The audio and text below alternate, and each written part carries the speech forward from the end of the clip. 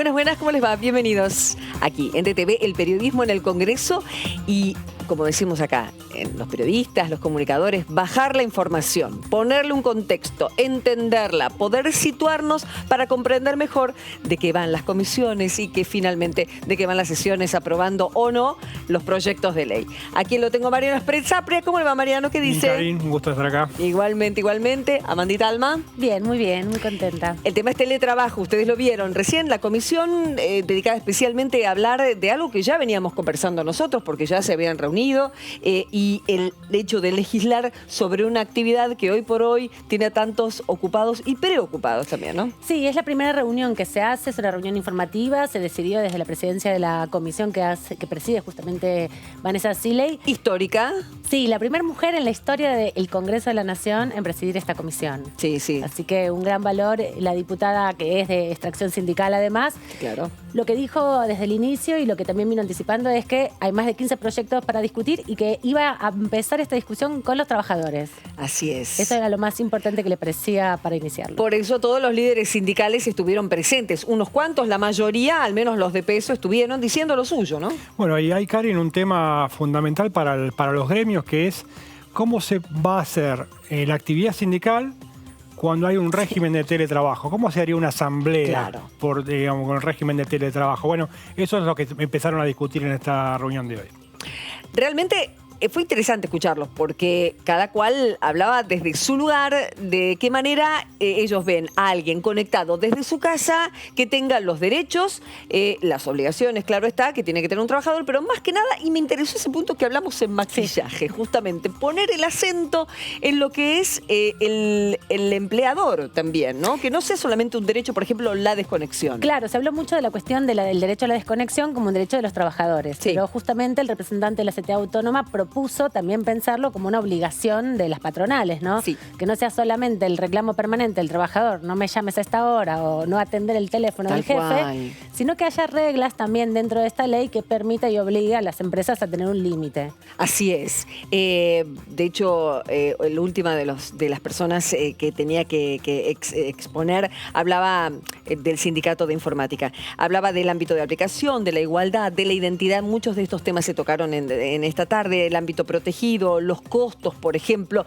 y distintas cuestiones que se tienen que considerar para que el teletrabajo no sea una extensión de la oficina sin límites geográficos, que es nuestra propia casa, y sin límites horarios, que es lo delicado. Y también los costos, ¿no? ¿Quién va a sostener los costos y quién va a hacer que garantice la conectividad? También cómo se registra si esa conexión es para el ámbito del trabajo, es para el ámbito recreativo. Muchas cosas para diseñar y diferenciar dentro de un ámbito que se mezcla bastante. Por empezar, así hablaba el secretario general de la CGT, Héctor Daer, de esta manera acerca del teletrabajo.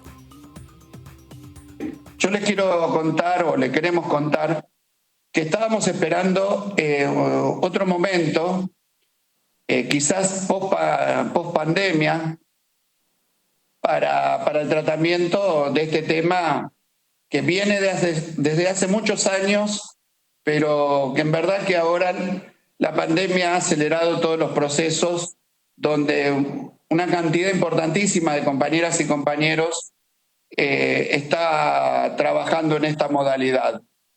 Decirles que, dicho esto, nosotros la mirada que hacemos de este proyecto es una mirada correcta, nos quedan algunos matices.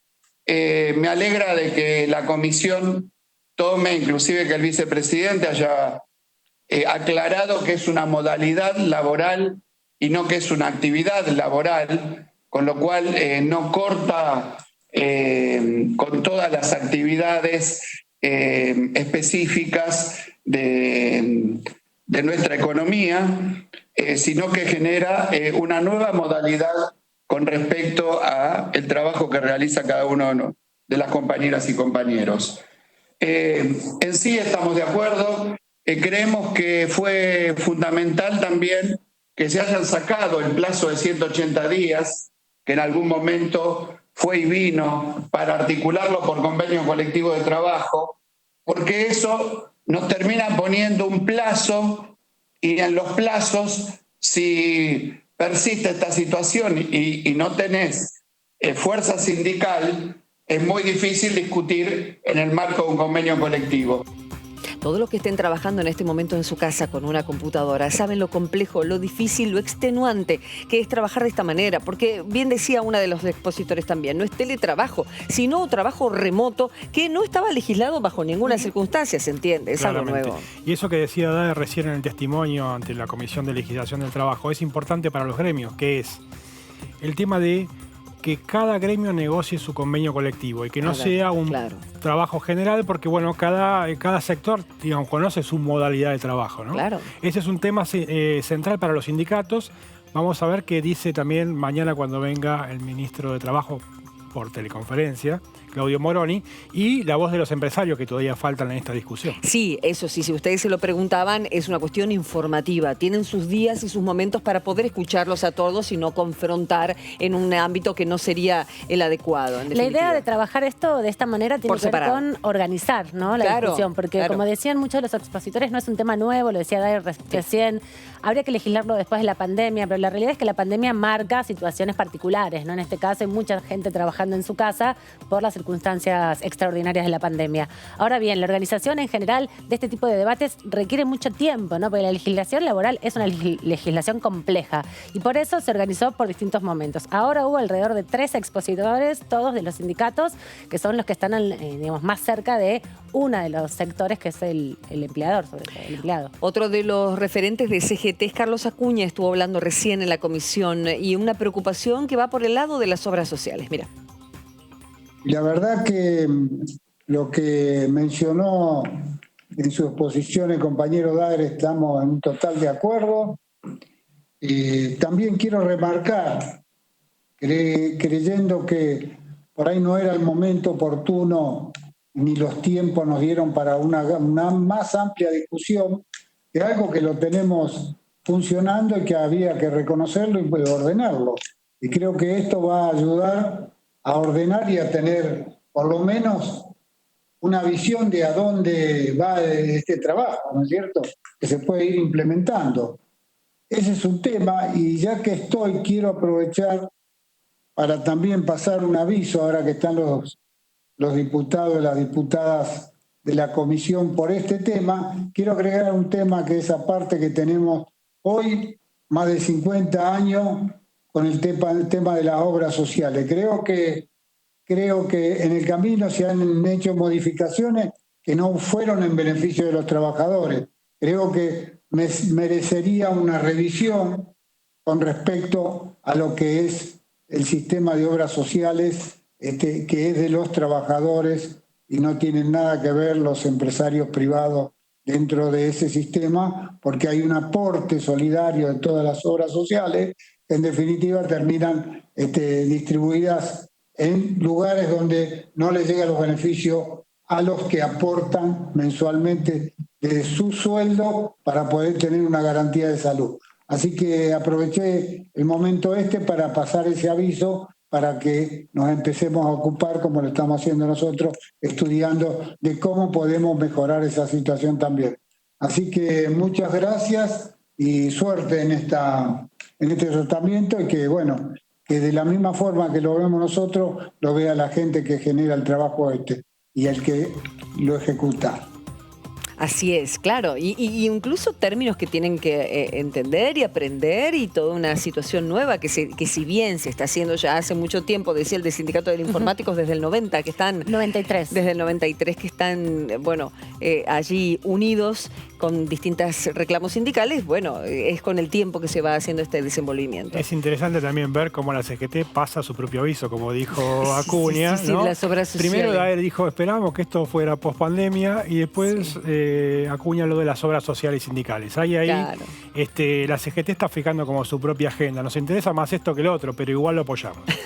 Seguramente. Sí, sin duda. También es verdad que muchos de los gremios que están nucleados en la CGT, que por ahí no son los más importantes, tienen hoy también esta modalidad del teletrabajo, y muchos que están dentro del Estado están afiliados a sindicatos por ahí que están más vinculados con la CTA, y ahí hay una discusión diferente también que se da, y por eso también la CGT aprovecha para dar sus propias indicaciones. Regular el teletrabajo para que no quede quede a capricho del empleador el tiempo, los costos, los límites y los alcances de esta actividad que está tomando a un 20% de la población registrada, de trabajo registrado, se entiende, por supuesto, y no tenemos datos, lógicamente, del trabajo no registrado, porque eso se va perdiendo.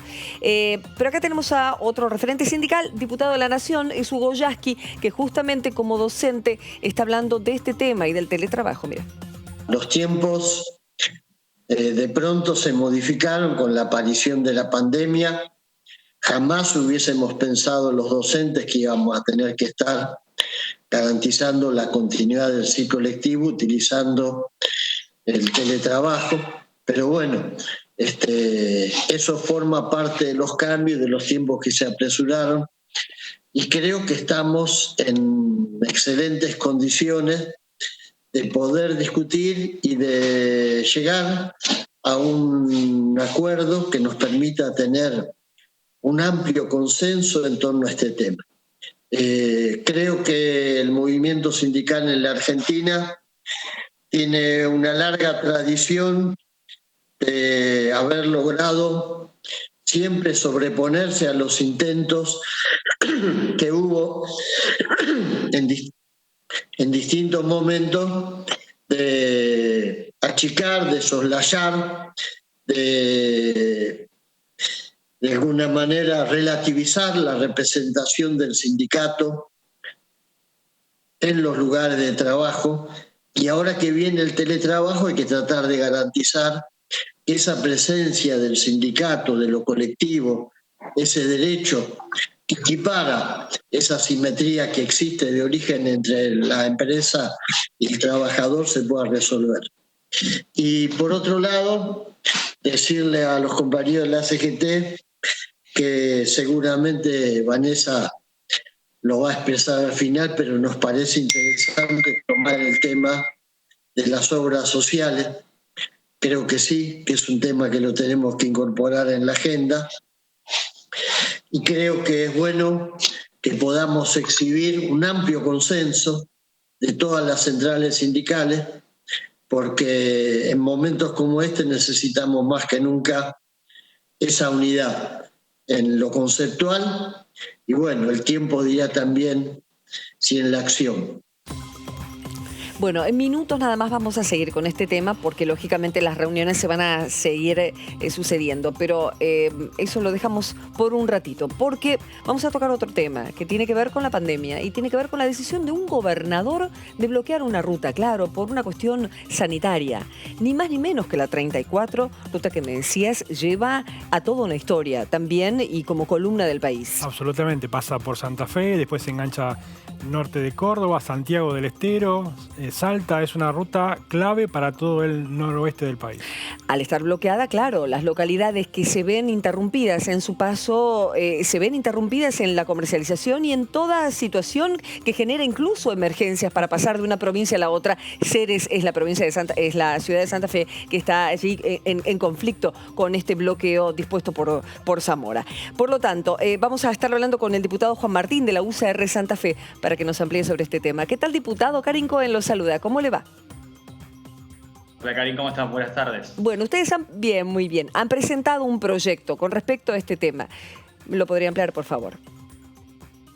Sí, claro, como bien marcabas, la realidad es que una vez más, en parte de Santiago del Estero, pero además a lo largo y a lo ancho del país, se repiten las arbitrariedades y los abusos de poder, y por eso presentamos junto a varios legisladores de Juntos por el Cambio de la provincia de Santa Fe, un proyecto donde le exigimos al Gobierno Nacional que garantice la libre circulación, sobre todo de trabajadores y productores rurales por la Ruta Nacional 34.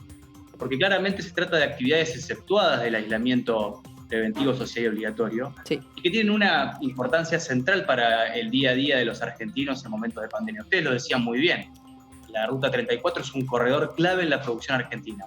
Y si los trabajadores rurales, nuestros productores, no pueden hacer su trabajo, peligra nada más y nada menos que los alimentos lleguen a las mesas de nuestras familias, a las mesas de los argentinos. Y además entendemos que ante todo está la Constitución Nacional, tenemos que respetar todos los derechos y garantías que están establecidos en nuestra Carta Magna y no puede estar sujeto a la autoridad de turno o a la disposición unilateral de un gobernador o un intendente que todos esos derechos y garantías que tenemos los argentinos queden de lado. Hasta ahora, ¿en qué se han visto perturbados o conflictuados con respecto a este bloqueo? ¿Qué situaciones puntuales nos podría graficar como para tener una idea? Bueno, bien marcabas vos, la localidad vecina a la ciudad de Santiago del Estero es Ceres, donde muchos productores de diferentes rubros, ¿no? Los que están ahora llevando adelante la cosecha de maíz y de soja, los que están proyectando la siembra de trigo, que es clave que se haga en este momento para no perder todo un año calendario en la cosecha y en la producción que llevan adelante. Sí. Los productores apícolas, que además tienen que ir a vigilar a ver cómo están las colmenas. Saben que es una actividad muy particular. De presencia. Que el productor esté muy encima. Totalmente. Claro, y la verdad es que no solamente está bloqueada la Ruta Nacional 34, sino además los caminos rurales adyacentes. Y entendemos que esto está llevando lugar a una anarquía, generando mucha bronca además en los productores que con toda la razón del mundo están pidiendo para hacer las cosas que saben hacer, que es trabajar y salir adelante. Nadie pide, y en esto queremos ser muy claros, que no se cumplan las reglas sanitarias y las medidas de bioseguridad. Al contrario, los trabajadores rurales son los que la vienen implementando desde el primer día, desde que comenzó la pandemia, pero esas medidas tienen que ser razonables y no pueden involucrar un bloqueo total, que involucre que nuestros productores, que además han establecido un vínculo muy íntimo, codo a codo, a lo largo de muchos años, entre los santafesinos y los santiagueños, y no podemos tirar por la borda porque el espíritu de nuestra Constitución y de nuestra nación en sí misma es fomentar la unión nacional. Que ese trabajo a codo se profundice, y cada vez sea una sinergia más fuerte. Esas fronteras que tenemos entre provincia y provincia no son tales, son en realidad límites que, enhorabuena que los trabajadores y los productores de alguna manera lo difuminen con su trabajo. Diputado, y con el vínculo arraigado a las comunidades. Mariano Spesapio lo saluda, buenas tardes. Le voy a preguntar por la cuestión legal. Digamos, ¿es constitucional que un gobernador, que una provincia bloquee una ruta federal? Bueno, en realidad no estamos ante un estado de sitio. La pandemia ha implicado que existan decretos nacionales que restringen el ejercicio de algunos de nuestros derechos, pero esa restricción también está normada, y las excepciones que se establecen de manera taxativa están normadas y claras en el decreto nacional, pero sobre todo tienen raigambre, insisto, en nuestra Constitución Nacional. Y el aislamiento, en su primer momento un confinamiento, pero recuerden que tanto en Santa Fe como en Santiago del Estero estamos en una etapa en donde estamos dándole lugar al aislamiento y a las medidas de distanciamiento que tenemos que llevar adelante los santafesinos y los santiagueños.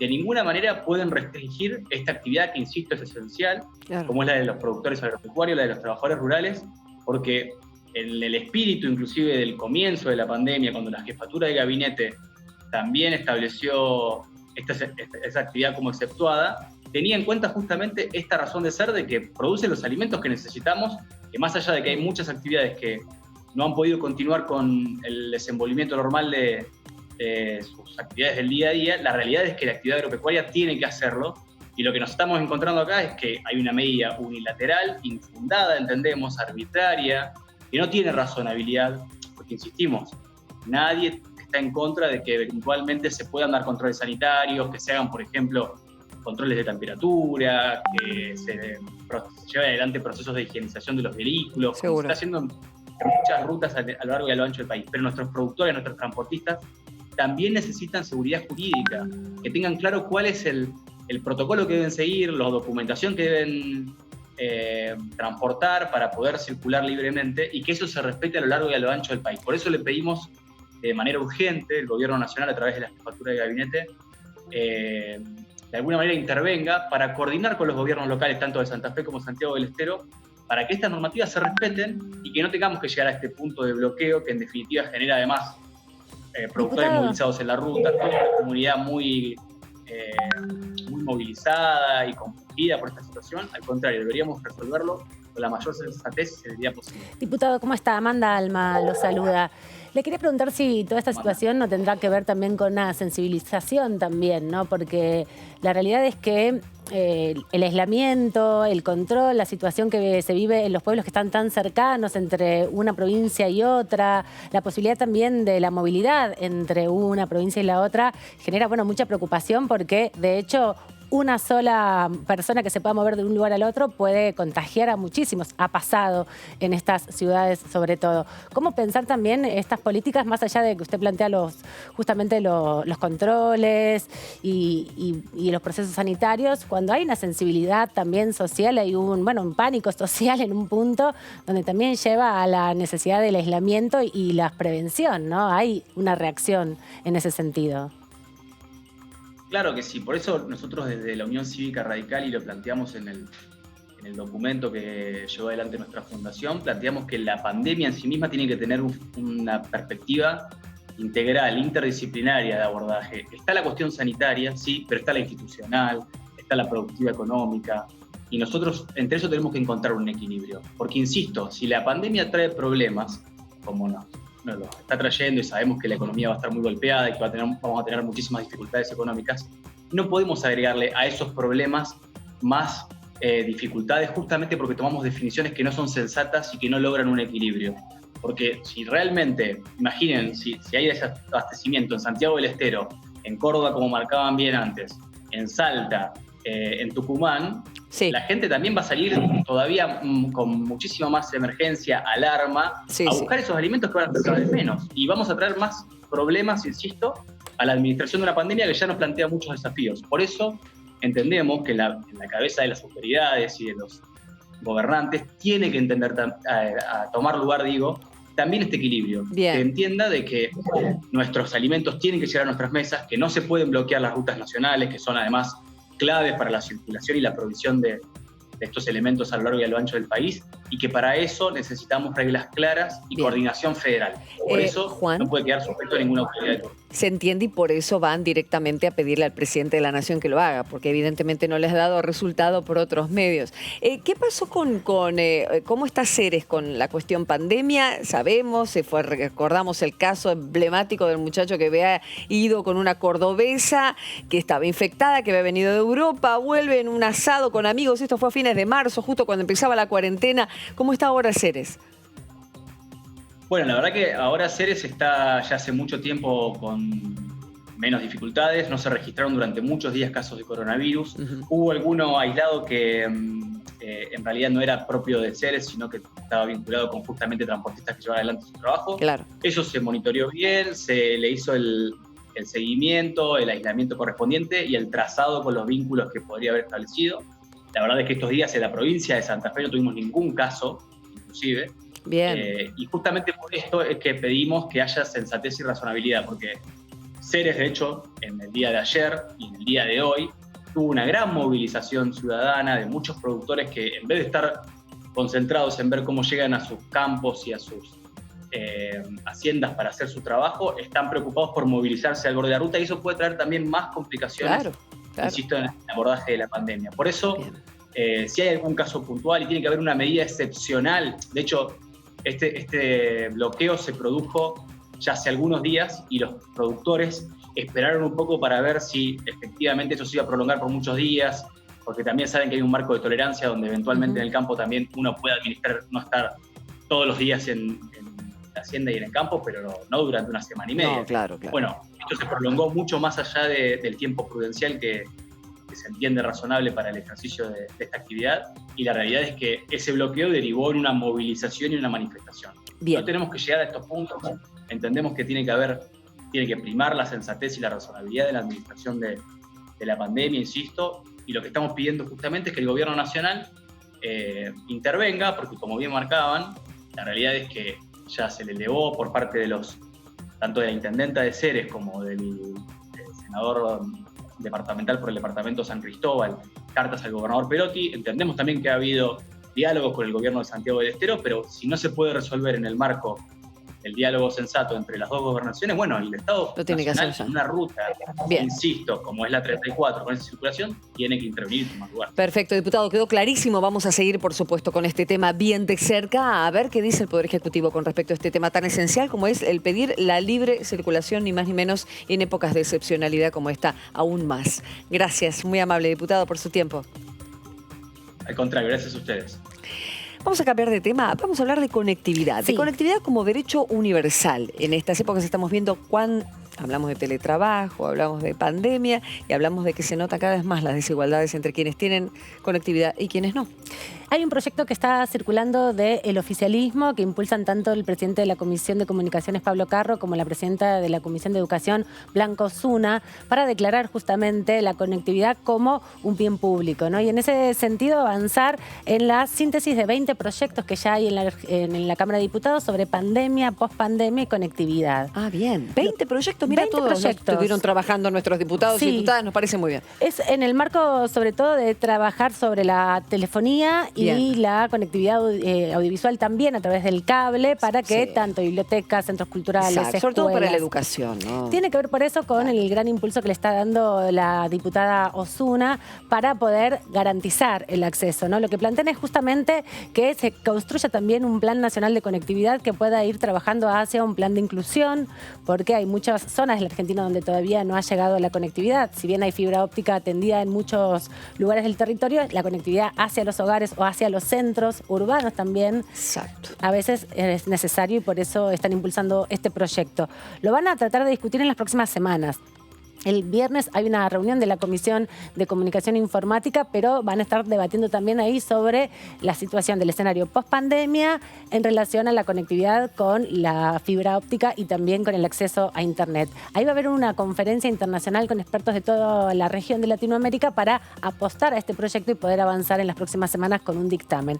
Ahí te digo, dentro del bloque del Frente de Todos, bastante acompañamiento y apoyo a esta iniciativa desde la presidencia del bloque, así que es muy probable que prontamente esté discutiéndose dentro de las comisiones. Recuerdo en los últimos 4 años que se ha hablado y mucho en el gobierno de Macri acerca de lo que fue el tendido de las distintas fibras ópticas para llevar la conectividad a lugares muy alejados, pero claro, es cuestión de tiempo también y de mucho trabajo en lo que es el tendido, sobre todo en zonas muy áridas, zonas de altura.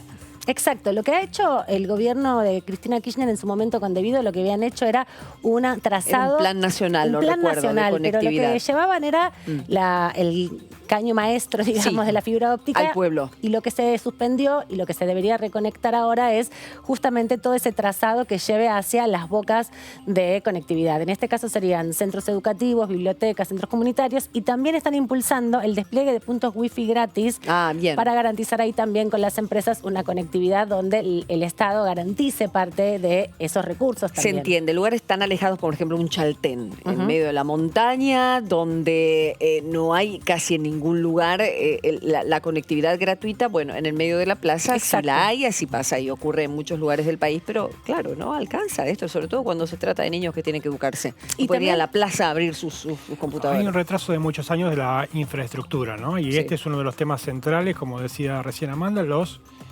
caños están, digamos, en muchos lugares están, falta ese tramo final y que todas las entidades que tengan que ver con la educación tengan acceso, eso es fundamental para la educación de los chicos, ¿no? Y además esto es lo importante que plantean desde las comisiones, quienes impulsan este proyecto, es que cambió el escenario, ¿no? Un poco lo que escuchábamos hace un rato con la discusión de teletrabajo. No es el mismo escenario antes de la pandemia que ahora con el aislamiento, donde la gran carga de trabajo, la gran carga educativa pasó a la conectividad, ¿no? Y esto genera muchas desigualdades. Así que hay 20 proyectos, hay una síntesis de ellos en esto que impulsa el oficialismo y seguramente en las próximas semanas se va a estar debatiendo. Unos 600.000 nuevas conexiones se registraron en el último trimestre, datos del INDEC. Claro, tiene que ver con la pandemia y la necesidad de estar conectado frente a todo, desde curarse, comprar, educarse y distintas cuestiones que, claro, ahí, como decíamos, muestra las distintas diferencias y desigualdades profundas en un país donde para muchos de nosotros es fácil,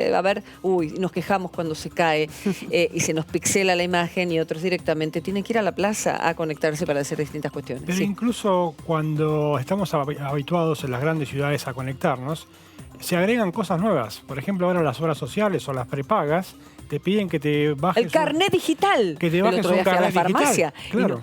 Y como lo bajo, y ahora, señora, pero tengo que tener datos. Claro. Y la persona que no tiene datos, ¿qué hace? La farmacia no te da wifi. Hay un montón de nuevas situaciones en las que ya estamos habituados. Incluso, digamos, tenemos que aprender y tener conectividad. Por lo cual, yo te diría que es una cosa bastante general, ¿no? Yo creo que también va a tener posibilidad de avanzar este proyecto porque está enmarcado en la discusión sobre la educación, ¿no? Sí, ya que claro. hace algunas semanas se aprobó definitivamente la educación a distancia para menores de 18 años en el marco de la pandemia. Me parece que es un escenario posible para que este proyecto avance. Tiene que ver, como les decía, en definitiva, con la declaración justamente del servicio público de la conexión de Internet para, bueno, Bien. garantizarlo como un derecho humano en este contexto que estamos viviendo. Entonces, ¿esto cuándo será?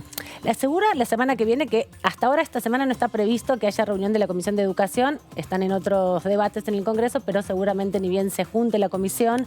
Lo presentaron en el día de hoy, este proyecto. Una vez que se presente, ¿cómo en general cuando es algo tan ambicioso y tan inmenso, declarar de bien público una conectividad? Es algo, como decíamos, va a generar mucho trabajo genuino y trabajo en lo que va a costar que cada uno esté conectado o garantizar al que no está conectado, garantizárselo. Bueno, en realidad el trabajo va a ser juntarse en comisiones, Sí. se van a juntar en un plenario de comisiones de ambas comisiones, tanto de comunicación informática como de educación, van a estar discutiéndolo, van a debatir los proyectos que ya están impulsando los distintos sectores de la oposición y luego seguramente se aprobará. Lo que van a hacer es darle un marco legal también a esto para que el Estado vaya generando distintos programas y pueda desarrollar sobre todo la inclusión, ¿no? Una de las dimensiones del proyecto que tiene que ver con este Plan Nacional de Conectividad marca pautas para que el gobierno, el ejecutivo, que es el responsable en definitiva de implementarlo junto con los ejecutivos provinciales, puedan tener una organización y un cronograma de acción. Como por ejemplo que llegue a las escuelas primero. Sí, O que llegue exactamente. a todos los hospitales, a todas las salas de salud. Que cosa que no está... Bueno. Yo no sabía que no todas las escuelas, mi ilusión, pensaba que sí, y no es así. Y también presionar en No cierto todas las escuelas están sentido conectadas. a las empresas para que no especulen con los precios, sobre todo para los servicios esenciales, en este caso, vinculados con la conectividad. Por eso se centra tanto en los espacios educativos, ¿no? Entonces, poder hacer convenios para que se garantice eso. Eso requiere de una coordinación muy fuerte público-privada, porque me da la impresión de que el sector privado, obviamente, busca el lucro, pero también hay que hacer comprender que la situación es, digamos, para mejorar a toda la conectividad del país, ¿no? Es decir, los diputados nacionales tienen que tratar de articular eso, porque tampoco es el Estado el que puede financiar todo. Igual no creo que a las empresas les moleste poner un precio, un monto más para que se conecte más gente que son futuros clientes de tantas cuestiones que van a tener luego. Pero ¿no? también ir comprendiendo que el escenario cambió, que ya no tiene que ser un privilegio o un lujo acceder a la conectividad, sino que este contexto ha marcado que es la vía por la que hoy nos comunicamos todos y todas permanentemente. Entonces hay que cambiar el paradigma y por eso hoy se propone que sea considerado como un derecho humano el acceso a la conectividad. Exactamente. Bueno, veremos entonces, hay mucho trabajo para hacer en esta cuarentena que se extiende y que, bueno, los últimos casos no fueron muy agradables de conocerse. Se está viendo, se está trabajando en una idea de tener mucho cuidado con respecto a las AMBA sobre todo. Bicameral se reúne ahora, en momentitos nada más. Después de nuestro programa, 19 horas. Para que me la anoté porque es un nombre largo. Permanente de Seguimiento y Control del Ministerio Público Fiscal. Sí, se va a constituir. Van a integrarla a 8 senadores y 8 diputados de distintos bloques y van a constituirla en el día de hoy con las autoridades. Recordemos que todavía estamos con un procurador interino que durante 3 años ya llevamos de procurador interino y que se tiene que resolver en el Senado, es la otra Cámara, quién va a ser el nuevo procurador. Pero sí la constitución de esta comisión es importante porque siguen todos los detalles con respecto al Ministerio Público Fiscal y también al de la Defensa, que bueno, en general tiene menos cuestionamientos y tiene mucho trabajo que hacer para acompañar los casos de las denuncias, sobre todo. Exactamente. Eso será ahora a las 19. Cuando terminemos nosotros, harán poder ver esa reunión de bicameral. Eso sí. La van a estar constituyendo. En breve veremos quiénes van a integrarla, ¿no? No van a resolver nada. También es importante que se constituya porque el contexto no es el más institucional, que no haya procurador y hay muchas críticas también en relación a los procesos judiciales que se están desarrollando. Bueno, sería importante que se le dé impulso definitivo a la sanción, a la designación de un procurador, ¿no? Está el caso del juez Rafeca, que está, digamos, propuesto por el Gobierno Nacional, que tiene que ser tratado en el Senado, como comentaba recién ella, pero esto de 3 años sin procurador o con procurador ¿Qué significa interventor, para la institucionalidad esto, no tenerlo? Y es un poder más del Estado que no tiene cabeza. Digamos. Por lo tanto, que no funciona. Es bastante grave, es bastante Sí, grave. que deja más O bien funciona librado. sin cabeza, puede funcionar Sí. igual con el segundo, por ejemplo. Sí, de hecho, quien está ahora a cargo era el viceprocurador de Alejandra Gils Carbó, conoce mucho, tiene una carrera larga dentro de la Procuración, pero sobre todo lo que hay es una desarticulación del proceso de persecución penal, ¿no? Lo que hace el procurador es decir, bueno, sobre estos temas se va trabajando de esta manera, se constituyen protocolos, armaron todas las procuradurías. Es institucionalmente una debilidad, la verdad, porque hay una obligación del Estado de nombrar y es una obligación del presidente con acuerdo del Senado. Pero bueno, más allá de eso, hay mucha rosca con respecto al Ministerio Público porque también quieren modificar, sobre todo el Ministerio Público Fiscal, la ley orgánica que lo rige para que no sea vitalicio, para que se pueda cambiar el tiempo del procurador, para que se establezcan las procuraciones especiales por ley. Bueno, muchas cosas que todavía no hay consensos para discutirlos, ¿no? Y eso es una marca compleja en el Congreso. Claro. La discusión sobre la procuración es difícil y no parece que fuera a dilucidarse en los próximos tiempos.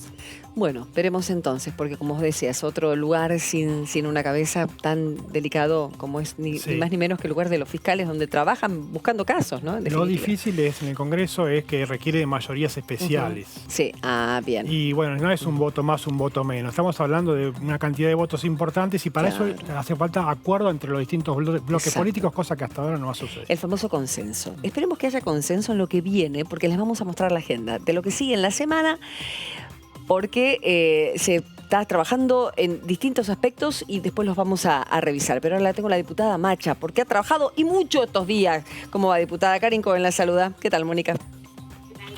Bien, todo muy bien. Buenas tardes. Comisión de Legislación Penal y de Mujeres y Diversidad, la reunión informativa en la que nuestra compañera, yo sé que nos la quieren retirar un ratito, pero ¿va a seguir trabajando como moderadora, Amanda? Le preguntó Mónica. Amanda, sí. Listo, Gustavo, Sí. la perdimos. Le digo acá a mi productor. Jamás, de ninguna manera. Bueno, Mónica, ¿cómo la última comisión Amanda es nuestra, en realidad. Mirá lo que me dice, Gustavo. No sé. La podemos compartir ya a esta altura, ¿viste? Tengo mi corazón. No sé si querés decir algo. Estamos hablando de vos, Amanda. No quiero que se peleen, pero estoy un poquito en cada lugar.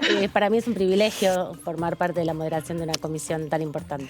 Ya lo creo. Y sobre todo con la cantidad de expositores. ¿Alguno de los temas principales, Mónica, que quieras compartirnos para saber en dónde se va a profundizar de ahora en más en ambas comisiones? Mira, en realidad lo que tenemos con Carolina Galear, que es la presidenta de Legislación Penal, es una estrategia para que los proyectos que salen de legislación penal ya salgan con perspectiva de género. Perfecto. Por eso es una convocatoria a muchas compañeras y compañeros, la gran mayoría vinculados al derecho, feministas, porque nos parece que ahí está el punto. A veces se plantean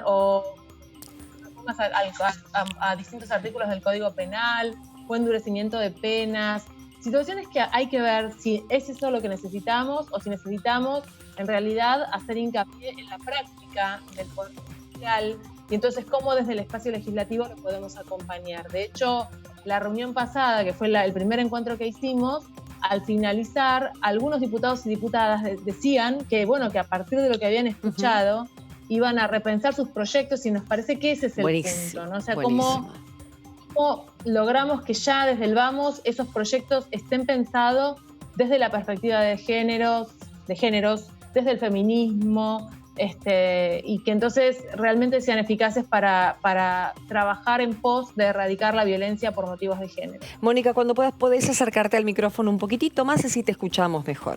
Dale, sí, ahí va. Perfecto. Quería preguntar, diputada, ¿cómo está? Principalmente se plantearon temas fundamentales, ¿no? Más allá de la reforma integral del Código Penal, que es como la gran deuda pendiente, también se habló de la modificación de la Ley del Ministerio Público, que es un tema pendiente en la Cámara. Se habló de cuestiones también de la legislación civil. ¿Cómo piensa usted que va esto avanzando? Tienen para adelante 3 reuniones más y son muchos los proyectos que se presentan en las comisiones. Sí, y especialmente en penal, ¿no? Que había un listado de 60 o 70 proyectos para trabajar. Yo creo que esta perspectiva que vamos construyendo es un camino, es un inicio para ir después darle forma a los distintos proyectos que están vinculados a esto que decíamos al principio, reformas, inclusive pensar, hay una transformación que necesitamos en el Poder Judicial. Y siempre tal vez se hace hincapié en aspectos más generales, y nosotras en todo caso estamos poniendo el acento y el enfoque en cuánto podemos cambiar a partir de las leyes, en cuánto podemos incidir en el Poder Judicial para que sea un poco menos patriarcal. En principio, nuestro objetivo de máxima es tener un poder judicial feminista, un Poder Judicial que incluya la perspectiva de género y que tenga permanentemente presente que la desigualdad de género es una desigualdad que está en nuestra sociedad y que implica formas de violencia institucional, ¿no? Además, porque vienen de instituciones que son parte del Estado. Y me parece que algo que de las cosas que vos planteabas, pero también retomando lo que se habló en la jornada anterior, el jueves pasado, está inclusive hasta poder pensar en la escucha que se tiene frente a una mujer o una persona con capacidad de gestar que viene a plantear una situación y cómo incluir esa perspectiva, esa mirada, ese recorrido, esos sufrimientos o padecimientos por distintas instituciones del Estado una y otra vez hasta llegar al Poder Judicial, ¿no? También me parece que es importante destacar esto. Una de las cosas que se planteaban justamente la semana pasada eran cómo se accedía a la denuncia, cómo se accedía a la justicia, ¿no? Cómo también hay tantas dificultades y obstáculos para una persona que sufre violencia poder llevar adelante un proceso. Sí, yo creo que ahí hay desde obstáculos desde la organización y las instituciones. Hay obstáculos económicos muy fuertes, porque también lo real es que si no hay abogados y abogadas defensores feministas, es muy difícil llevar adelante un proceso, y por eso terminamos pensando en la alternativa del patrocinio, que también es toda una discusión, pero si no, tenemos fallos como lo que hemos visto a lo largo de estos tiempos, que son vergonzosos, que en definitiva generan más impunidad. Entonces, trabajar con mujeres lesbianas, trans, travestis, intersex, no binarias, que sufren violencias por sus identidades de género, nos hace saber que llegar a la denuncia es todo un proceso, no es el primer paso. A veces ni siquiera es por ahí, pero para las personas que sí deciden hacer una denuncia, es todo un trabajo personal, familiar, muy intenso, como para que una vez que accede, que da ese paso, la institución lo que le devuelva sea, de algún modo, la exclusión, el no poder escuchar, el no poder entender, el no saber todo ese proceso. Por eso necesitamos muy fuertemente que la ley Micaela y las instancias que tenemos realmente puedan de algún modo atravesar todas las lógicas institucionales que conocemos, porque en todos los campos institucionales esta situación se replica. Hoy estamos mirando el Poder Judicial, ¿no? por la articulación de estas dos comisiones, pero lo mismo nos pasa si lo pensamos en términos sanitarios, en la educación. Digo, esto es una constante y es la que necesitamos transformar para transformar nuestra cultura, nuestra sociedad, y para realmente dejar de lado esa construcción de tanta crueldad hacia las mujeres y las distintas identidades de género que llevan miles y miles de años en nuestra cultura. Diputada Mariana Espesapia, le saluda, buenas tardes.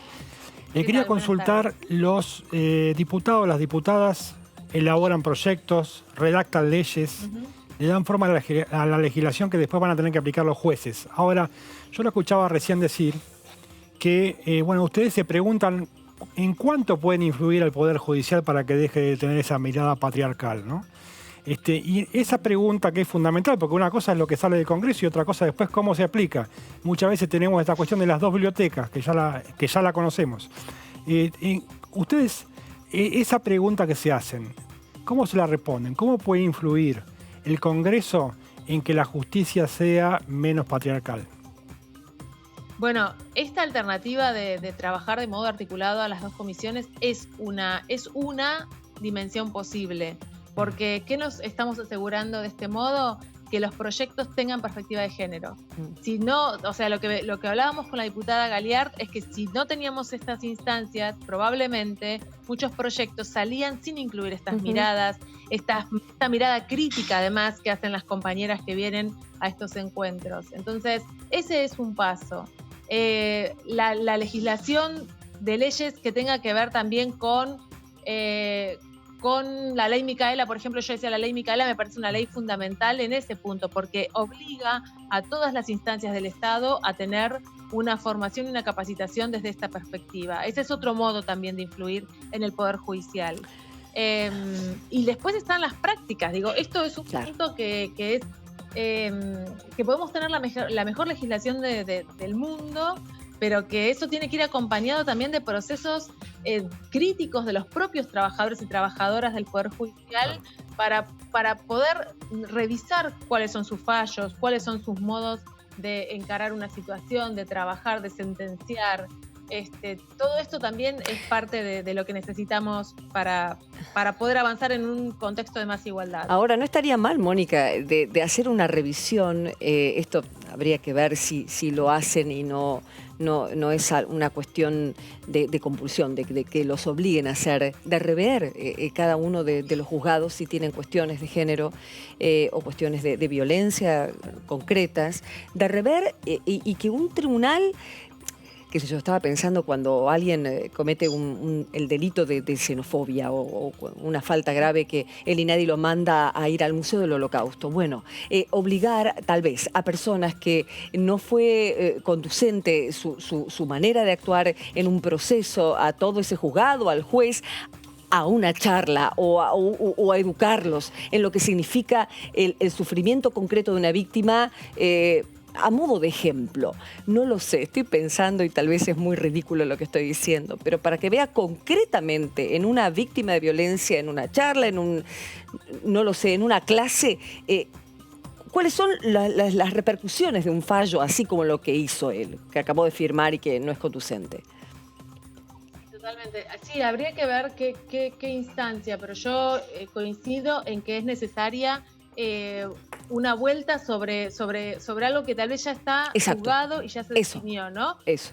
Pero que no se vuelva a repetir, digamos, cómo generar de esa situación una propia mirada crítica sobre lo hecho. Yo creo que sí, que hay que pensar instancias en ese sentido, ¿no? Y pienso también, hablamos de la violencia de género, pero para mí un punto tremendo y que cada vez tiene más visibilidad es el tema del abuso sexual en la infancia, ¿no? Entonces, tremendo. Ahí también es tremendo y hay también como manejos y modos de pensar la situación a veces muy livianos y sin profundizar en esos temas, que son temas que marcan, por supuesto, para toda la vida y que tal vez también ahí está cierto origen o uno de los orígenes de la violencia por motivos de género. Correctísimo. Entonces, cómo actuar cuando ya sucede y cómo también pensar cuando estamos hablando de niños, niñas y adolescentes. Y tal vez quienes son encargados de impartir justicia, que tienen esa mirada porque algo sucedió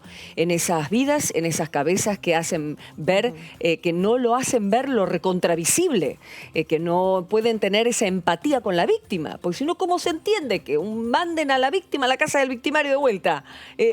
O sea, no hay ya la más mínima empatía por el riesgo de vida o de salud de esa mujer. Sí, yo creo que hay a veces prácticas que se han vuelto tan tecnocráticas y que se separan mucho de lo que le está pasando a la otra persona. Totalmente. Yo creo que algo de eso también hay. Y además creo que también como concepto la corporación masculina juega fuerte y juega fuerte. Sí. Diputada, una de las cosas que se planteaban también la semana pasada y que tiene que ver hacia adelante en relación a la violencia, que no sea la violencia letal o fatal, ¿no? También está cómo trabajar con la violencia cotidiana o con registros de violencia que por ahí no son tan específicos. Discutía con compañeras en estos días, la violencia que sufren muchas mujeres que son lesbianas con la tenencia de sus hijos, ¿no? Que no salen, no se hacen visiblemente lesbianas porque en las audiencias de tenencia, cuando se separan de sus parejas anteriores, hay mucha violencia con la identidad, con la visibilidad lésbica. ¿Cómo trabajar esa microviolencia permanente también? Sí, coincido con vos, Amanda. Sí, hay que trabajar mucho, estar todo el tiempo visibilizando también esa situación, porque todavía hay como una homogeneidad en pensar una familia tipo, se sigue hablando de la familia tipo, se sigue pensando en la pareja heterosexual, pero aparte desde una cuestión de que eso es lo que está bien, ¿no? Y me parece que ahí nosotros tenemos, por ejemplo, una ley como la Ley de Identidad de Género, que es una ley buenísima, pero ahí te das cuenta todo todavía lo que falta por aplicar, porque no es solamente el DNI, que es muy importante, por supuesto que sí, pero es cómo generar instancias donde todas, todos y todes podamos pensar en que hay tantas identidades de géneros y que eso tiene que ver con deseos, con elecciones, con un montón de cuestiones que se juegan en la vida de las personas y que no hay ahí una situación normal y otra patológica. Y aunque no esté en los libros de psiquiatría y esto ya esté superado, sí sigue estando en el sentido común, que es lo que tenemos que desmontar y desarmar para poder incluir a todas las personas con las identidades de género que han construido en su vida y que eso sea con respeto, que sea con amor, que sea desde un lugar de contención, de inclusión y no de discriminación y de hacer sentir a una persona que entonces nunca más se acerca a una institución del Estado. Tal vez, no sé, hacen más falta historias de vida de este tipo que se vean, Amanda, que no he visto ninguna, en ningún lado, ni en página ni en ningún lado. Y no estaría nada mal. Yo entiendo que la privacidad yo creo que también, perdón que te interrumpa, pero creo que también dentro del feminismo tenemos que revisar, o sea, yo creo que hay una cuestión generacional y me incluyo en esto de tener muy fuerte la cosa de las mujeres, pero no está bueno porque invisibiliza otras identidades políticas construidas, colectivas, y eso es también para el feminismo. Revisar eso también es para el feminismo. Qué bueno, me encanta cuando se hace una autocrítica bien consensuada, está buenísimo. Mónica, el micrófono, tenelo cerquita porque te queremos preguntar. Ahí está, buenísimo. Sí. A 2 años de la aprobación en diputados de IBE, de esa noche, de esas... la semana pasada estuvimos repasando acá con mis compañeros los expositores en las audiencias, fue con tanta intensidad. ¿Qué se espera ahora, dentro de poco tiempo, cuando se vuelva a tocar el tema aborto en Congreso? Bueno, en principio tenemos un escenario muy bueno, tomando en cuenta el proyecto que va a enviar Alberto Fernández al Congreso. Esto es inédito, nunca había sucedido y me parece una excelente noticia. Tenemos el presidente de la Cámara de Diputados, la presidenta de la Cámara del Senado, todos a favor de la interrupción voluntaria del embarazo. O sea que tiene todo el peso de un proyecto oficialista. Eso me parece que es un escenario político inmejorable. Claro. ¿Qué es lo que tenemos en contra? Este contexto de cuarentena y la imposibilidad de movilizar, que para nosotros y nosotres fue un dato muy contundente a la hora de lograr la mayoría en diputados y diputadas y diputades, y bueno, y también fue parte de la discusión en el Senado, que nosotros lo perdemos, pero lo perdemos por pocos votos. También me parece importante destacar esto. Entonces, la realidad es que todos aspiramos a tener aborto legal 2020, eso desde ya.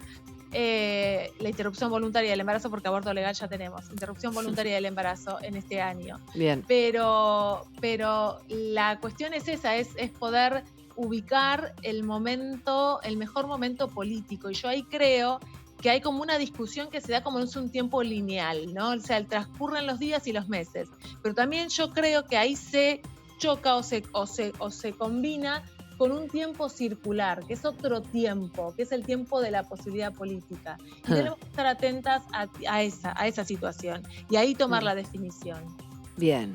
Bien, nombrarse. todo un tiempo. Es como el Kairos, pero del Congreso. ¿Viste? El tiempo del Kairos es el Exactamente. tiempo que uno lo vive, no el Cronos. Y no el Cronos. Y no el Cronos, tal cual. Este es Exactamente. otro, me pusiste otra categoría. Bueno, gracias, Mónica. Ha sido muy amable. Gracias a ustedes. Ya vamos a estar A ustedes, siguiendo con a Amanda, por ustedes. supuesto, todo lo de la Hasta comisión. luego. Hasta luego. Bueno, Seguro. este jueves va a estar Laura Canija moderando, que fue la productora durante los otros años de Punto Género, compañera de esta casa. También Estela Díaz, ministra de las Mujeres, de Políticas de Género y Diversidad de la Provincia de Buenos Aires. Raquel Ancencio, que es la titular de la Comisión de Temáticas de Género del Ministerio Público de la Defensa. Va a estar Marisa Herrera, que ella además es una de las coautoras del Código Civil y Comercial de la Nación y además es doctora en Derecho y una de las propuestas para ser parte del comité CEDAW, y Luciana Sánchez, abogada lesbiana feminista, de la querella del juicio por el travesticidio de Diana Zacayán. Muy bien, habrá mucho más para este boletín, que cambiamos de tema ahora, volvemos a teletrabajo. Si te enganchás recién ahora con nuestra periodismo del Congreso aquí en DTV, hace un ratito fue una comisión trabajo junto con los referentes sindicales más importantes de este país para regular de una vez por todas el teletrabajo. Esta situación que están viviendo tantos argentinos que ven que su trabajo se está extendiendo mucho más. Yo no dejo de... Conozco a todo el mundo, Sí. Los que trabajan, me dicen que trabajan mucho más, o que no pueden cortar por una cuestión personal o por una cuestión de que su jefe está encima, en definitiva, ¿no? Sí. O por una cuestión de que tampoco se conoce mucho esta modalidad. Exacto. Es decir, ni el jefe ni el empleado están teniendo mucho marco sobre esta situación. Lo tenían tal vez en la jerarquía más alta, en la gerencia. Cuando un ejecutivo se lo contrata, por ahí puede en su negociación regular cuánto de casa va a trabajar. Pero no un trabajador que hoy por hoy lo está haciendo todo Es cierto. a causa de la pandemia, claro, pero que se presupone que se lo va a hacer en un futuro. A nivel gerencial hace años que se hacen estas videoconferencias, pero no en otros planos de la cadena productiva. Claro. Y eso es algo que hay que regular definitivamente. Exactamente. Bueno, lo tenemos a Claudio Marín, fue uno de los expositores de aquellos quienes estuvieron contando en su experiencia, en su sindicato, con respecto al teletrabajo y las necesidades que tienen. En este caso, Claudio Marín, secretario de CTA de los trabajadores. Claro, se corre el riesgo de que se multiplique el trabajo no registrado, dijo, entre otras cosas. Mira. El teletrabajo hace mucho que está. Hace 10 años nosotros firmamos el primer acuerdo con una de las prestatarias del servicio telefónico, donde se garantizaba algunas de las cuestiones que se presentan en el proyecto de ley que presenta el compañero Hugo Yasky. Pero en principio, y teniendo en cuenta las características que tiene algún sector de nuestro empresariado, por no decir el numeroso sector de nuestro empresariado, todas las iniciativas que aparecen como formas organizacionales del trabajo novedosas, a veces terminan, o muchas veces terminan siendo mal utilizadas. O sea, en el momento en que tenemos en el país más de un 40% de un trabajo no registrado, la iniciativa del teletrabajo de ser, y digo el mal llamado teletrabajo, ¿no? La forma organizacional puede llegar a terminar en una situación trágica, que es que aumente la cantidad de trabajadores no registrados a la cantidad de trabajadores encuadrados en convenios colectivos que no corresponden a la actividad que se está llevando adelante, producto de la facilidad que hay de no estar en un establecimiento, de no pertenecer a un establecimiento físico, sino estar diseminado en distintos domicilios. Con lo cual, nosotros entendemos que el punto central acá, y que tiene que quedar muy, muy claro, es la registración. Ya tiene que haber una participación de los sindicatos, de la actividad en la registración, y esa registración tiene que tener también la Superintendencia de Riesgo del Trabajo, la propia autoridad de aplicación de por medio, el propio Ministerio de Trabajo, porque si no, corremos un riesgo cierto de que el trabajo negro se multiplique, o el trabajo no registrado se multiplique. Ahí hablaba el Claudio Marín, entre otros cabezas de sindicatos que estuvieron, lo vemos a Yasky, hace un ratito nada más, bueno, distintas personas que estuvieron presentes de la CGT y de otros gremios, de otras centrales, sindicales, para dar lo suyo y dar cuenta de su experiencia y de lo que quieren ellos. Como decía, no es algo nuevo, decía acá el amigo Marín, pero bueno, se corre el riesgo de que se vaya a empeorar la actividad en lo no registrado. Y es todo un tema para los sindicatos porque, bueno, advertía sobre el riesgo del trabajo negro, que la Argentina cada vez más alto, ¿no? Sí, está en torno al 40% y no sabemos cómo vamos a salir de esta pandemia realmente. Cuando se verifiquen las estadísticas, pero también es un problema para los sindicatos el trabajo negro, porque claro, trabajador no registrado, trabajador que no aporta al sindicato. Que no aporta. Por lo cual es un tema que hay que medir muy bien y en la intervención final el sindicalista decía, bueno, tiene que intervenir la superintendencia de trabajo, ¿no? El Estado tiene que estar muy presente ahí marcando un poco la cancha porque digamos, se puede desnivelar el terreno si no se aplica bien esta forma de trabajo. La legislación laboral, hay varios proyectos que están para cambiarla, ¿no? Sí. Es como la de penal y esos son los macro proyectos, los macro temas de este país. Sí, hay muchos proyectos que buscan restablecer una regulación del trabajo, que en su gran mayoría los convenios colectivos están enmarcados en la Ley de Contrato de Trabajo, que es la última que se modificó, digamos, y que regula la mayoría de los trabajos, ¿no? Todos los trabajos igual por ramas tienen sus propios convenios que se van además ratificando a través de las paritarias y se van modificando en una relación empleador-empleados, sindicatos, regulado por el Estado. Acá el problema está en cómo se van a dar y garantizar los controles desde el Estado para que no haya abusos en los horarios, abusos en las tareas y para que quede delimitado el trabajo. Lo más difícil acá es justamente la delimitación de la vida cotidiana con la vida laboral y la sobrecarga, porque si bien por ahí se establecen reglas, después los trabajadores sabemos que cargamos con una responsabilidad que muchas veces se excede nuestras jornadas de trabajo. Parece como que estás hablando de una madre trabajadora, porque eso fue toda la vida, sobre todo las mujeres que trabajan y el hecho de, bueno, conjugar su vida personal con la laboral. Pero hoy por hoy hay muchos hombres que lo están sufriendo y mucho. O de los periodistas que nos vamos a acostar a la noche con una idea y a la mañana siguiente lo primero que hacemos es retomar esa misma idea, ¿no? Totalmente. Es decir, que el día es como que tuviste un rato de descanso y continúa rápidamente. Lo tengo ya a Pedro, secretario general de la CTA Autónoma, hablando de teletrabajo hace un ratito en la comisión. ¿Qué pasó? Mira. Lo que venimos planteando es lo siguiente. Si le permiten, voy a leer para no olvidarle de ninguno de los puntos que han tratado los compañeros en el día de ayer de las diferentes organizaciones de nuestra central. Primero que la necesaria articulación y especificación sectorial vía convenio colectivo del trabajo y el consentimiento colectivo. Es decir, deberían incluirse disposiciones específicas que tiendan a fortalecer la negociación colectiva y por ende la participación de las organizaciones centrales en su regulación. Es decir, establecer que el teletrabajo solo puede ser utilizado previa habilitación por medio de la negociación colectiva, homologada por supuesto por el Ministerio de Trabajo, y de esta manera el consentimiento para las tareas vía remoto solo puede establecerse de manera colectiva y no individual.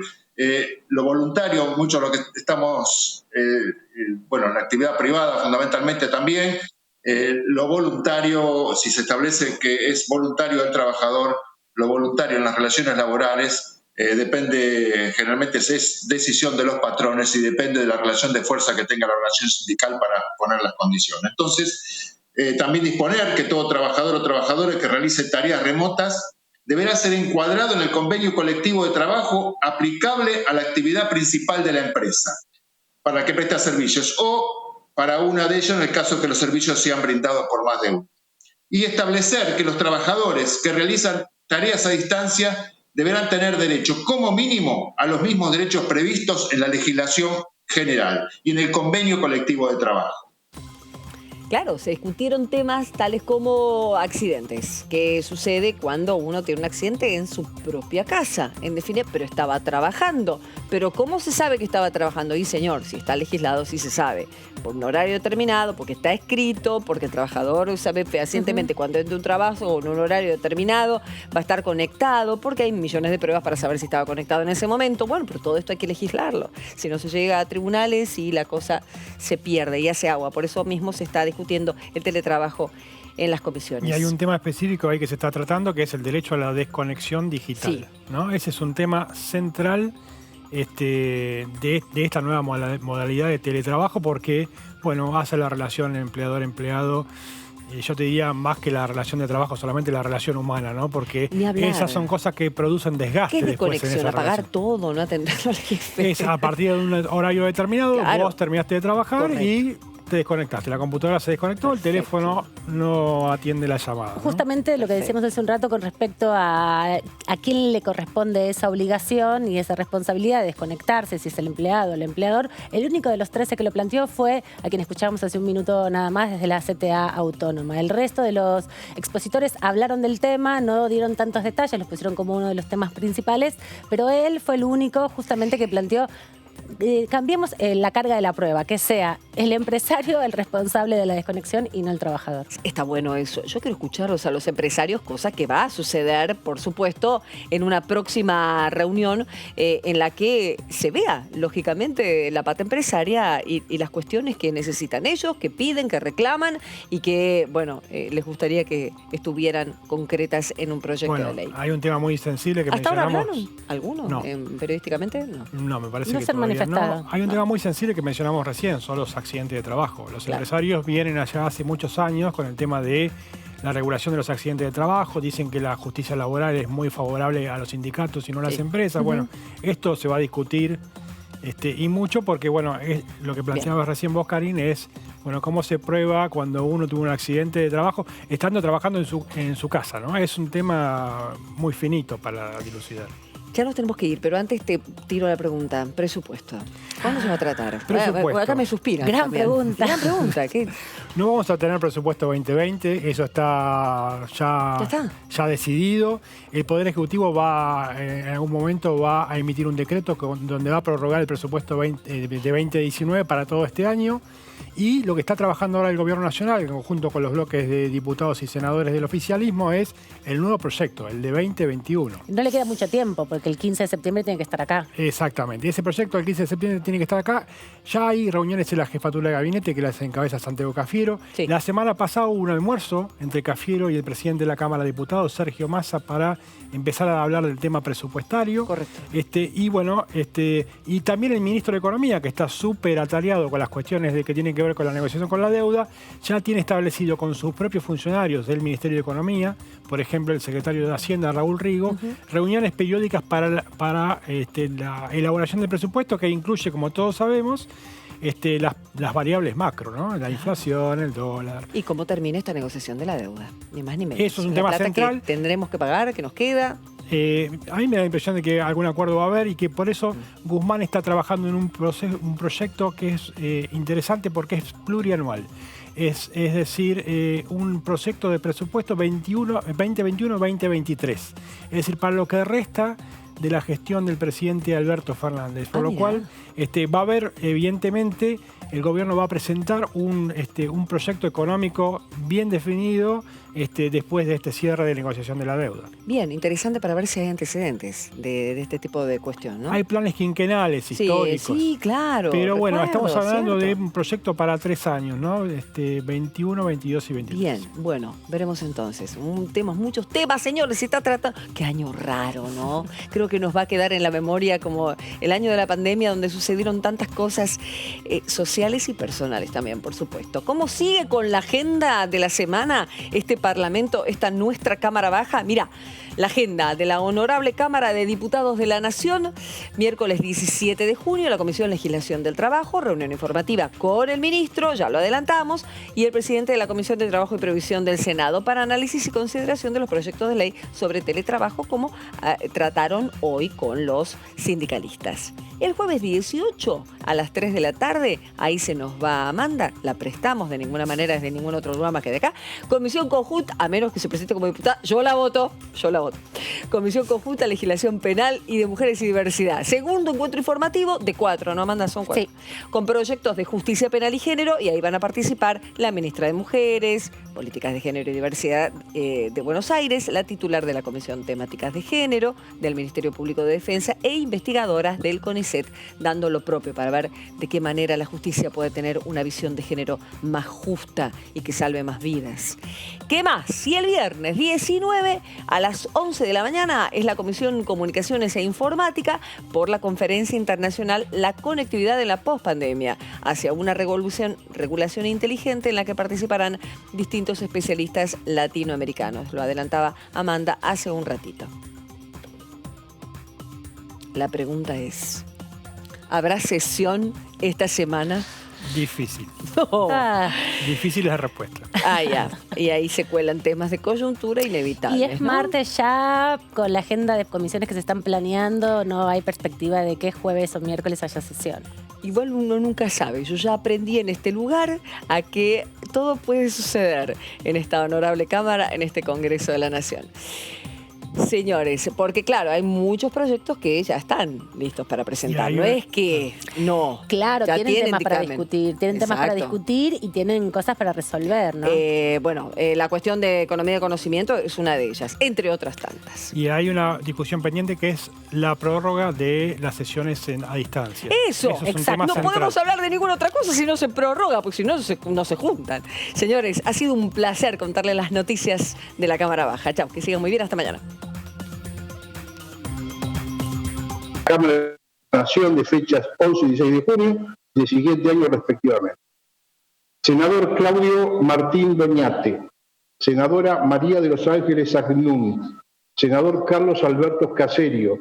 Senadora Ana Claudia Almirón. Senador Dalmacio Enrique Mera. Senador Néstor Pedro Brayar Pocar. Senadora Silvia Beatriz Elías de Pérez. Senador Eduardo Raúl Costa, diputado Ricardo Daniel Daives, diputado Pablo Gerardo González, diputado Diego Matías Metre, diputado Emiliano Benjamín Jacobiti, que por resolución presidencial 909-20 reemplaza al diputado Mario Negri, diputada María Graciela Ocaña, diputado Cristian Ritondo, diputada Vanessa Siley, diputado Rodolfo Tailade. Se da la palabra a las señoras y señores integrantes de la comisión, quienes propondrán las autoridades para someter la votación. Tiene la palabra el senador Mera. Micrófono, Dalmacio, tu micrófono.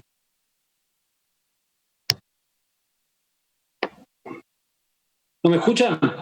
Ahí te escuchamos. Gracias, secretario. Es para proponer para presidente de la bicameral al senador Claudio Martín Doñate. Perfecto. ¿Cuál es la propuesta para vicepresidente o vicepresidenta? Silvia. Senadora Elías de Pérez. Gracias, secretario. Para proponer para la vicepresidencia de la bicameral al senador Pedro Braylat Pocar. Perfecto. Senador Mera, para secretario de la comisión. Le cedo la palabra al presidente del bloque. Sí, proponemos. Yo lo que tengo entendido, como es una bicameral, no sé si la vicepresidencia es un tema que no me corresponde a mí decirlo, pero sí le corresponde a un diputado o una diputada. En el caso de la secretaría, nosotros le proponemos al senador Mera para secretario de la comisión. Senador Pablo González tiene la palabra. Yo voy a hacer otra propuesta, pero para considerarla para la próxima reunión en todo caso, y lo hablemos entre los integrantes de los diversos bloques.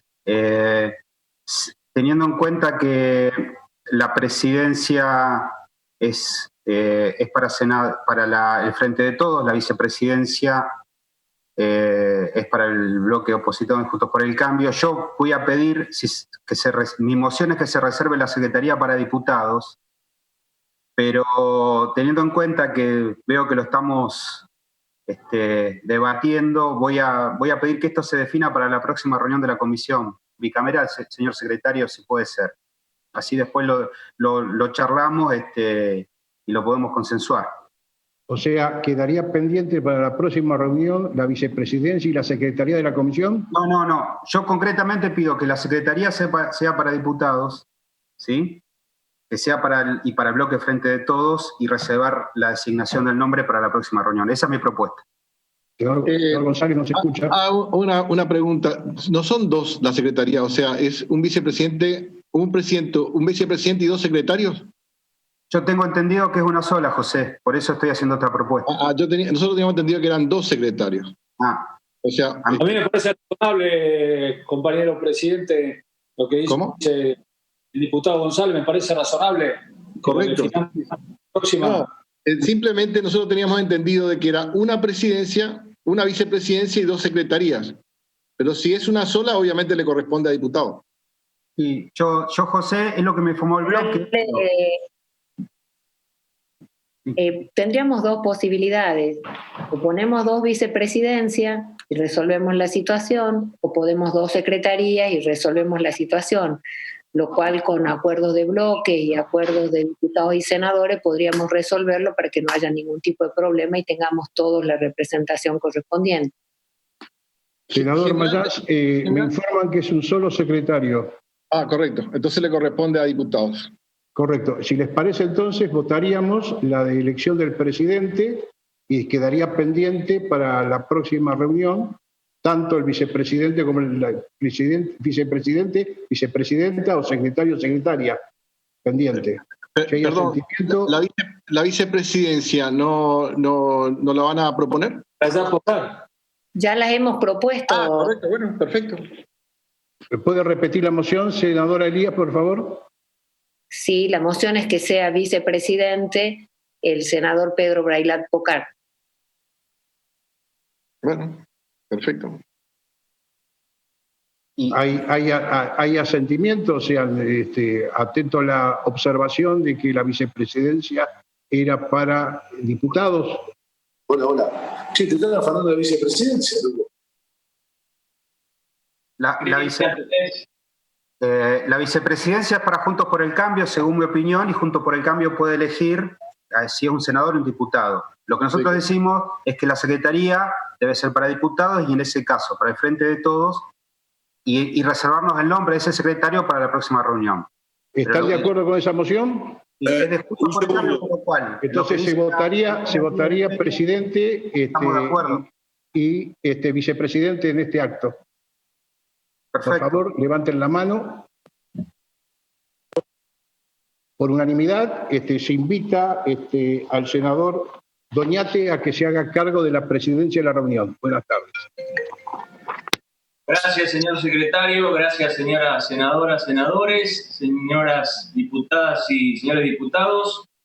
Estoy orgulloso de presidir esta comisión bicameral y también sabiendo que tenemos una enorme responsabilidad por delante y una gran tarea. Voy a poner todo de mí para tratar de darle una dinámica importante, cumplir con lo que establece la ley respecto del funcionamiento de la bicameral. Y mañana mismo ya vamos a tomar contacto y vamos a ponernos a trabajar con el secretario de la comisión, con Matías Arreguer, que está aquí en la reunión presente. Vamos a estar girando información respecto de lo que hay en la comisión y también sobre el acceso a información que es pública, pero vamos a refrescar el link que tiene en una página específica a la bicameral, donde está toda la documentación que seguramente ustedes tendrán que tener acceso en las próximas horas y será importante que lo tengan para elaborar la estrategia que vamos a llevar adelante respecto de la dinámica de esta comisión en particular.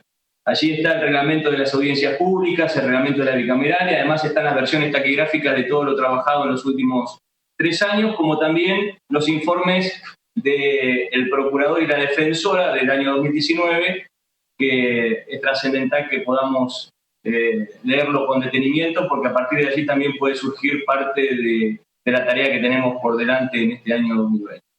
Así que no tengo mucho más por decir, no sé si algún senador o senadora, diputado o diputado quiere hacer alguna observación, sino a partir de mañana mismo vamos a empezar a girar información y, por supuesto, en los próximos días daremos fecha de la reunión para completar las autoridades y también con la agenda particular de los temas que vamos a abordar en la misma.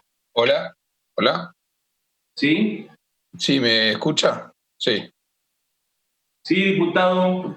Sí, a mí no me había llegado el link para conectarme. Recién me lo mandó el diputado Ritondo. Me acabo de conectar, no me lo había mandado a mi mail, me lo mandó por WhatsApp. Hablaron algo sobre las autoridades, no sé qué habían dicho hasta ahora. Diputado Jacobiti, se eligieron el presidente y la vicepresidencia de la comisión y quedó pendiente la secretaría de la comisión para la próxima. ¿Quiénes son? ¿A quiénes le corresponden? El presidente soy yo y el vicepresidente es el senador Rayat Pocar. Queda la secretaría a manos de los diputados. Martín. Yo no estoy de acuerdo con eso. Pero se acaba de votar, sí. No, pero ¿cómo se va a votar si no me llegó el link para entrar? No se puede votar. El diputado Mestre tampoco pudo entrar. Diputado Ritondo. Sí, disculpe.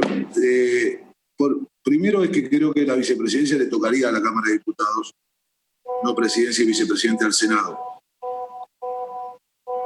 Yo quise hablar cuando lo sometían a la votación, yo creo que tiene que ser a diputados y nosotros creemos tiene que ser para la oposición y propondríamos nosotros el candidato de los diputados. No, por lo menos junto por el cambio no hubo ningún acuerdo, les pido disculpas porque ustedes no tienen nada que ver. Bueno, lo que quiero aclarar son dos cosas. La primera es que había quórum cuando se votó y se votó por unanimidad, según observamos. No, si no voté yo, no votó la doctora Ocaña. No, pero aparte... Por ordenar, si a ustedes les parece, señoras diputados y diputados, para modificar alguna propuesta que hubo previo a la votación, que eran las vicepresidencias y las secretarías, tenemos que modificar el reglamento de la... Disculpe, pero a ver...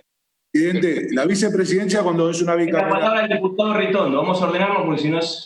Dale, después pido la palabra, perfecto. Ritondo.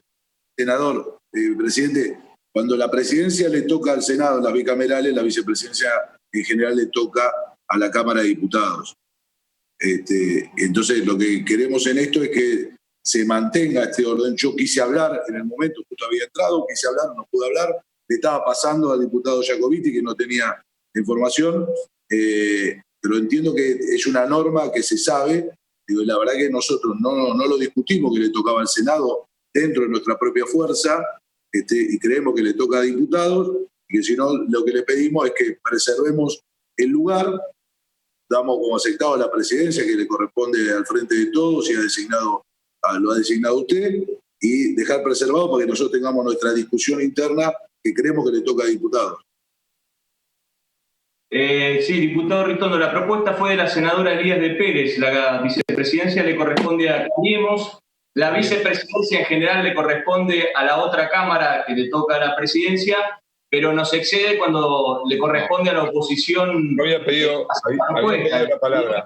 La revisión de esa votación la discutan en el ámbito de la oposición. Nosotros no podemos más que aceptar esa moción.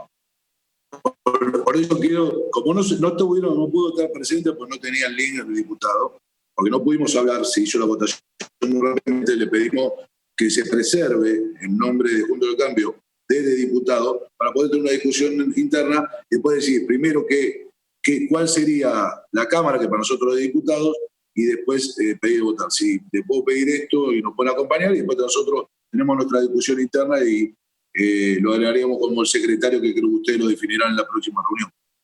Sí, señor diputado, le pediría a la señora senadora Silvia Elías Pérez, que fue quien propuso al senador Pocar, que opine ella sobre esta moción que propone el diputado Ritondo. Presidente, senador Braguiar habla, le pido la palabra, por favor.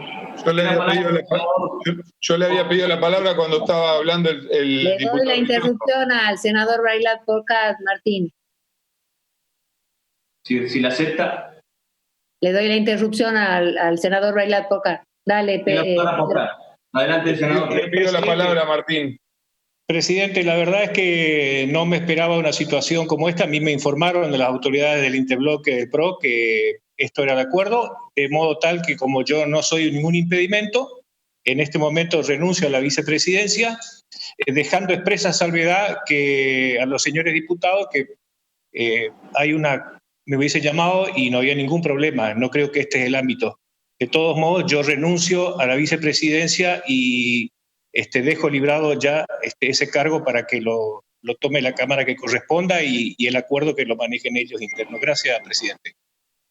Presidente, ¿había pedido alguien la palabra? Yo había pedido.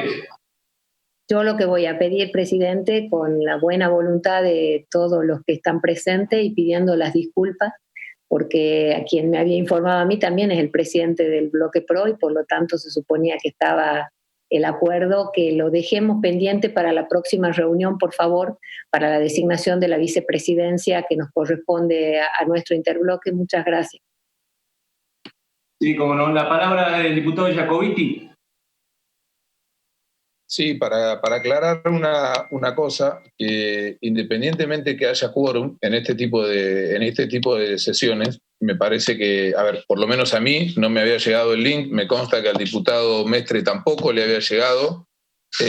No es suficiente con que haya quórum, porque cuando los diputados por un medio remoto no pueden entrar o los senadores no pueden acceder, no es que no están queriendo dar quórum, es como si el otro día pasó con el caso de la senadora Verasay, si hay diputados que dicen que no pueden entrar o dicen que no pudieron entrar y lo pueden demostrar, lo que hay que hacer es esperar para que ese problema se resuelva, independientemente de que haya quórum o no haya quórum, porque es como que haya un diputado que no lo estén dejando entrar a la Cámara en la puerta.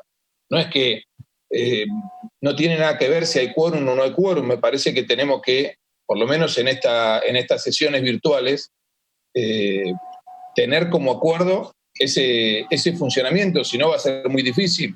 En este caso no sé quién era el encargado de mandar la información, pero yo me enteré por el llamado telefónico del diputado Ritondo de que estaban votando las autoridades y que ninguno de nosotros tenía la información para entrar. Lo voy a tener en cuenta. Presidente, si me da la palabra. Tiene la palabra el diputado Mestre. Gracias, presidente. En el mismo sentido que el diputado Jacobiti, lamentablemente he podido ingresar hace 2 minutos, no tenía los datos para ingresar al Zoom, no me los habían pasado. Si alguno pudiera informarme qué se ha decidido, porque la verdad que no conozco, y tener en cuenta el planteo del diputado Jacobiti, que comparto 100%. Muy bien, diputado Mestre, vamos a tratar de corregir la situación. El secretario de la Cámara, Marcelo Fuentes, pide la palabra. Marcelo. Lamento la intervención, pero es para aclarar de que conforme la información del sector técnico, la vinculación con el diputado Mestre está perfectamente acreditada. Es decir, la única persona, y entendiendo las razones, que no estaba, ¿no es cierto?, comunicado era el diputado Jacobiti, atento al cambio en última hora de la resolución de la Cámara de Diputados. Quería simplemente aclarar eso. Gracias, señor secretario. Muy bien, para información, para reiterar y poner orden a la reunión, tanto el senador Pocar como la senadora Silvia Elías de Pérez, que fue la que propuso al senador Pocar para la vicepresidencia, resignan esa vicepresidencia a los efectos de que Cambiemos se ponga de acuerdo a quién le corresponde ese lugar. Nosotros aceptamos esa moción, con lo cual, si lo votamos a mano alzada, ya queda certificado para, si están dispuestos a votar, así queda sentada la votación para postergar la propuesta de vicepresidencia y de secretaría para la comisión bicameral. En la próxima reunión, cuando tengamos temario de orden del día, vamos a incorporar previamente la moción de votación de esos 2 lugares. Así queda conformada definitivamente la comisión, si así les parece, señores diputados, señores senadores y senadoras. Muy bien, no sé si alguien más quiere hacer uso de la palabra, si no, queda conforme. Sí, diputado González, Pablo. Quedó claro porque se incorporaron 2 diputados después. Quedó claro que nosotros solicitamos que la secretaría sea para diputados y para el Frente de Todos, ¿no es cierto? Eso quedó claro en la primera moción.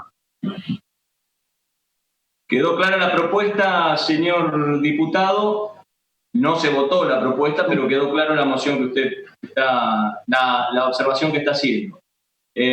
Vuelvo a repetir, para la próxima sesión, a partir de las conversaciones que tendrá la oposición respecto a la designación de la vicepresidencia y la secretaría que corresponde al Frente de Todos, definiremos los nombres, si a ustedes les parece, de quienes ocuparán los respectivos cargos. Sí, a ver, tengo entendido que las autoridades son intercaladas.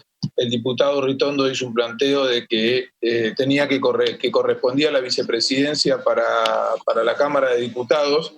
Si en ese caso, si es así, también puede corresponder la Secretaría para la Cámara de Diputados, ¿no sería un problema?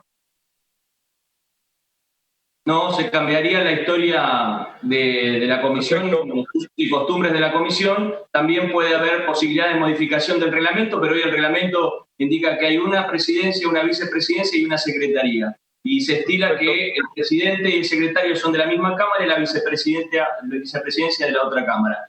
Puede cambiarse, no hay nada que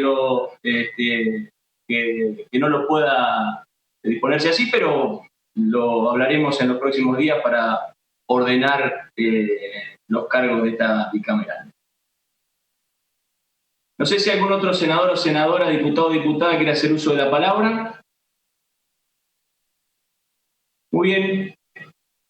No habiendo más asuntos que tratar, agradezco la responsabilidad nuevamente y bueno, estamos en contacto para la próxima reunión de comisión a través del secretario y estoy a disposición plena para lo que requieran. Muchísimas gracias.